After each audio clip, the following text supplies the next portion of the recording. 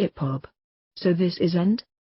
In the last few months, every major pillar of the IPOB group has been collapsing all around us. And yet we have some people saying struggles is ongoing. Bar fraud is by the corner, freedom or never. This reminds me of the note in the margin of a preacher's sermon that says argument weak here. That's like standing in the midst of a great building that collapsed under an earthquake.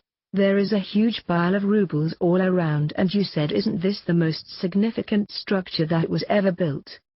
Too many lies, too many fallacies and hyperbolic tales believed by many. Many got entrapped in that man's imaginary castle and cage.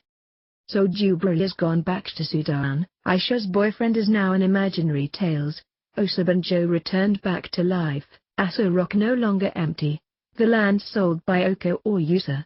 Their way of pronouncing Rogers Okaruka, to the Fulanis were a magnified fallacies. Lies fade with time but truth will win out, and I am sure the time will come when separatism, hatred, killings in the neighborhood will be recognized to be pernicious and harmful theories. One day, people will recognize the efforts and sacrifice made by few of us to redeem our people from the hands of the merchant detractors and Heeltis marauders. One day we'll all look back to ask, was those deadly campaigns necessary? What did the Igbos gained and lost? In fact, who benefited from those unscrupulous crusades?